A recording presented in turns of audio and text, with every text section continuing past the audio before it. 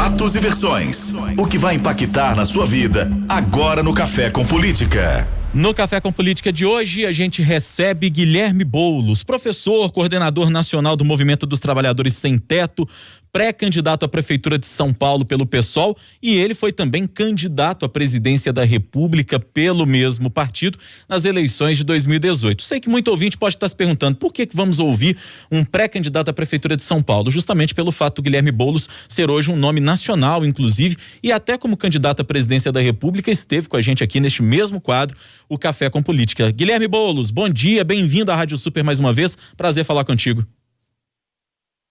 Bom dia, Rodrigo, a você, a todos os ouvintes da Rádio Super, uma satisfação estar aqui novamente. Satisfação é nossa de recebê-lo. Ô Boulos, para a gente começar esse nosso bate-papo, aqui em Belo Horizonte nós temos uma candidatura à prefeitura da Áurea Carolina, que é sua colega de PSOL, atualmente deputada federal, uma candidatura até que tem se mostrado, segundo as pesquisas que a gente teve acesso, uma candidatura até bastante competitiva. E aqui em BH, a gente tem discutido muito e nota essa discussão, já trouxemos personagens da política que têm trazido essa perspectiva de uma tentativa de união das esquerdas na cidade. Como é que está essa questão aí em São Paulo? E qual seria, na sua avaliação, sobretudo nas grandes capitais, BH, São Paulo, Rio e outras tantas por aí, de uma possível união das esquerdas? Rodrigo, meu caro, primeiro dizer que a Áurea é uma figura extraordinária, né? Um quadro político, quer dizer, uma mulher negra que veio da base da militância feminista, da militância comunitária, da articulação das muitas, vereadora mais votada de Belo Horizonte, depois deputada federal com uma votação extraordinária. Eu acho que tem todas as condições para ser a próxima prefeita de Belo Horizonte e espero muito, tenho conversado com a Áurea, que consiga articular uma frente de esquerda com outros partidos aí em BH. Essa costura, esse desafio em nível nacional, parte de um entendimento, Rodrigo, de que o papel da esquerda numa eleição como essa, no momento que nós estamos vivendo, não pode ser apenas reafirmar projetos partidários.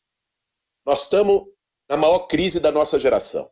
Pandemia do coronavírus, mais de 80 mil mortos no Brasil, né? O povo jogado a Deus dará, desgoverno completo, uma crise sanitária que vem junto com uma crise social, com uma crise de valores na sociedade.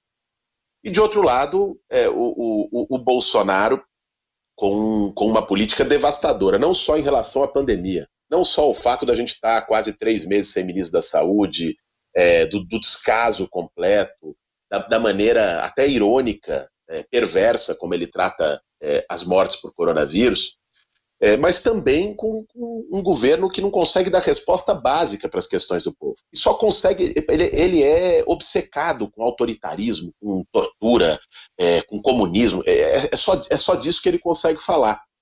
Então, é papel da esquerda brasileira, da oposição nesse momento, fazer das eleições municipais, além do necessário debate sobre as cidades, um momento para que a gente possa derrotar esse projeto desastroso. É o pior governo da história nacional. Então, o bolsonarismo precisa ser derrotado nas urnas em 2020. Partindo dessa compreensão, seria muito desejável que a gente tivesse frentes de esquerda, unidades entre os vários partidos de esquerda que têm as suas diferenças, né? Que tem também a sua legitimidade em lançar candidaturas próprias, eu respeito, o pessoal respeita também, mas nós defendemos que se faça o necessário diálogo para articular frentes. Essa tem sido a nossa posição em Belo Horizonte, em São Paulo, em todas as grandes capitais brasileiras, onde a eleição, além do impacto local, tem também um impacto nacional. Agora, isso nem sempre é fácil, porque isso se confronta com uma série de interesses, por exemplo, o tema da eleição das bancadas de vereador.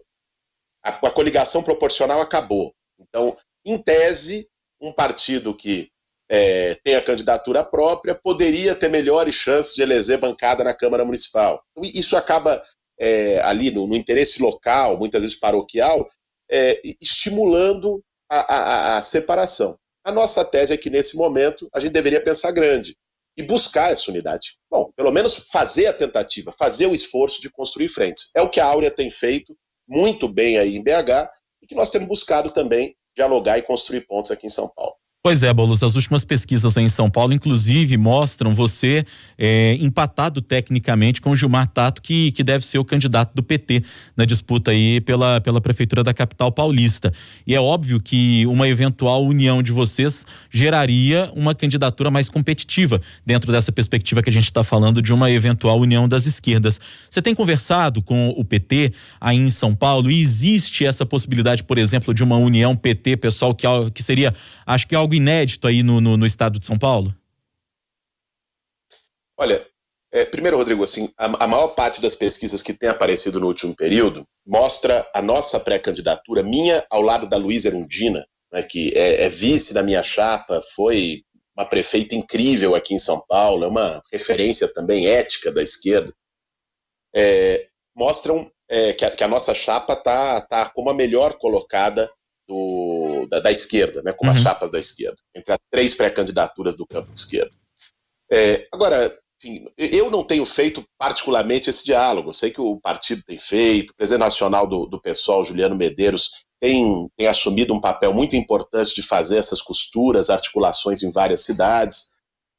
Agora, fazemos isso também com todo o cuidado, viu, Rodrigo, de não melindrar também, de respeitar as demais candidaturas que estão colocadas no campo. Não sou eu que vou afirmar que o PT não pode lançar candidato, ou que o PCdoB não pode lançar candidato, né? Assim como não cabe a esses partidos dizerem que o PSOL não possa lançar candidato. Mas haver uma mesa de diálogo e uma ponte, para nesse espírito que você falou, entender que a soma do eleitorado que hoje está disposto a votar contra Bolsonaro, está disposto a votar a favor de um projeto que combata as desigualdades, que defenda os direitos sociais, pode não só nos levar ao segundo turno, como nos levar à vitória. Ô Boulos, a gente tem visto nas pesquisas e até nos movimentos políticos mesmo, é uma dificuldade do PT nas capitais do Sudeste, né?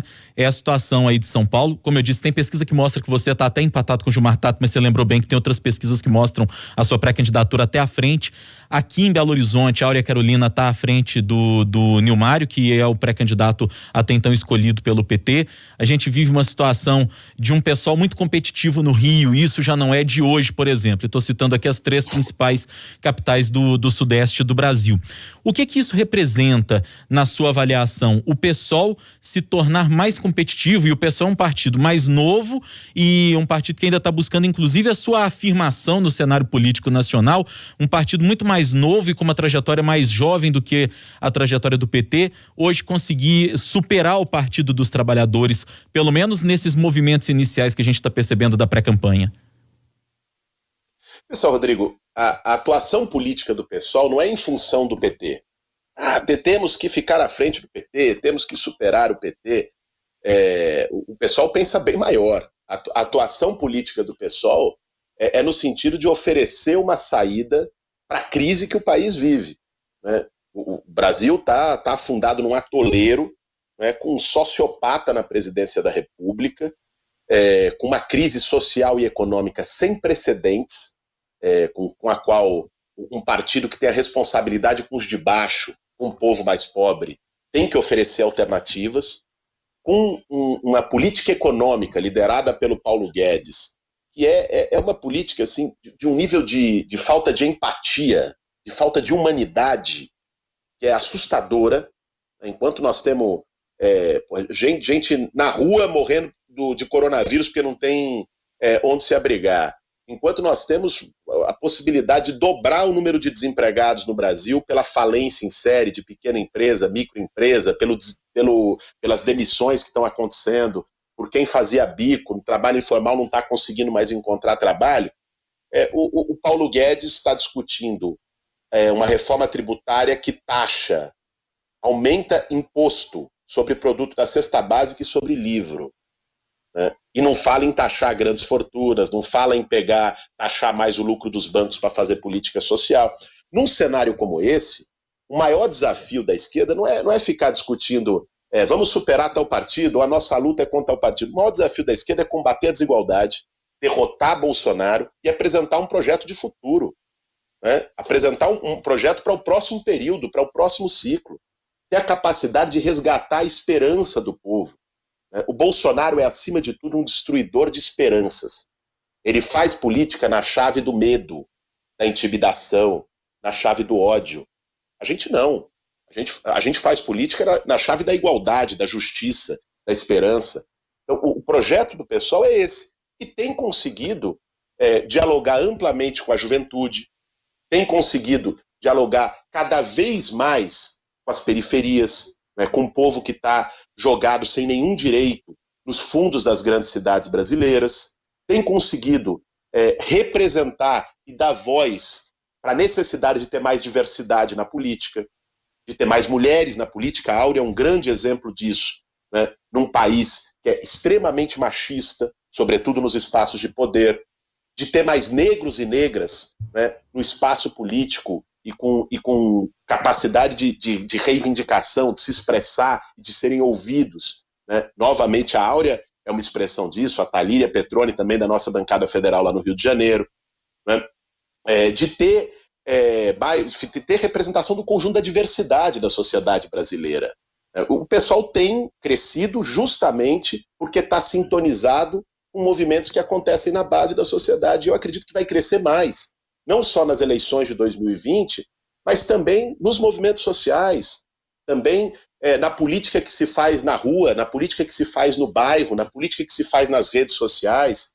Eu acho que é isso que explica o crescimento do PSOL nos últimos anos no Brasil. Evidentemente, Boulos, o seu nome se torna cada vez mais competitivo também para uma nova candidatura à presidência da República em 2022. É seu desejo novamente concorrer à presidência da República, e o que é que diferenciaria um eventual candidato Guilherme Boulos de 2022 para aquele candidato de 2018? Rodrigo, a eleição de 2018, eu acho que todo o Brasil hoje percebe isso, foi um ponto fora da curva. Porque foi uma eleição em que não se discutiu o projeto de Brasil. Muitos até tentaram, eu fui um dos que tentei, chegava lá nos debates e tentava debater projeto. O cara que ganhou a eleição não tinha 5 linhas de projeto. O que ele sabia dizer era: vamos mudar tudo isso que está aí, vamos acabar com a mamata, né? Vamos acabar com os comunistas. E esse cara ganhou a eleição desse jeito.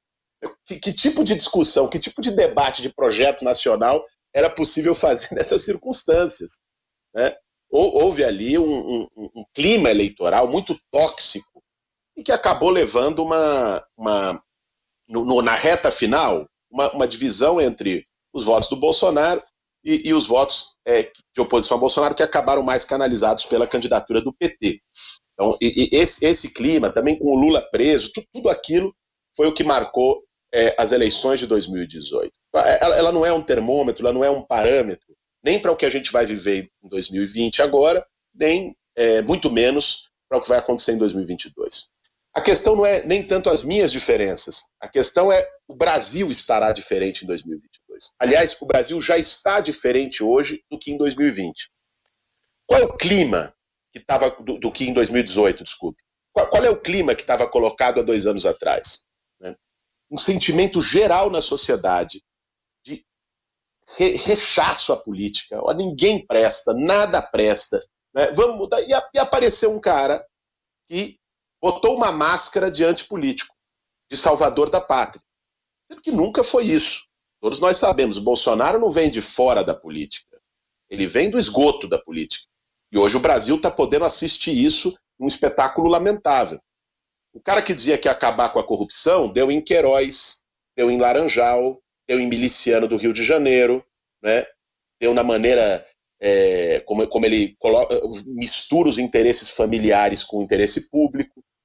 E todo mundo está vendo. Não é à toa que a popularidade do Bolsonaro caiu metade. Ele entra, quando é eleito, com 60% de expectativa positiva, e hoje ele tem 30% de aprovação. Então, o clima já está diferente, né? Então, isso permite que a gente possa fazer um debate de projeto de país. E nesse debate, nós temos muito o que falar. No debate de combate às desigualdades, né? No debate de aprofundar a democracia brasileira, de garantir direitos para as maiorias. Nesse debate, nós temos condição de dialogar amplamente com a sociedade. É que esse debate não foi possível fazer em 2018. Agora, a respeito da minha candidatura, isso hoje não está colocado. Eu acho que quem, aliás, tiver agora com a cabeça em 2022, não está entendendo o que se passa no Brasil. Não está entendendo. Porque nós podemos chegar em 2022 com um país arrasado. Querer fazer campanha eleitoral com 2 anos de antecedência para a presidência da República, no meio de uma pandemia, no meio de uma crise econômica, com Bolsonaro com seus arroubos fascistas, assim, não entender o que está ocorrendo. Eu estou preocupado hoje, naturalmente agora, com as eleições municipais de 2020, que eu acho que vão ter um impacto nacional, com a resposta que nós podemos dar à pandemia para ainda tentar, já no meio dessa situação crítica, salvar vidas ou defender políticas que possam salvar vidas e também políticas que possam salvar o povo da miséria. E essa deve ser a preocupação da oposição nesse momento. Hora do bate-pronto. No Café com Política. No Café com Política. Hora do bate-pronto. É um ping-pong, são perguntas objetivas e respostas igualmente objetivas. Combinado, Guilherme Boulos? Vamos lá. Para começar, o PSOL nas grandes capitais brasileiras. Vai representar crescimento e vitória, sem dúvida nenhuma. Diferença do PT e do PSOL em uma palavra.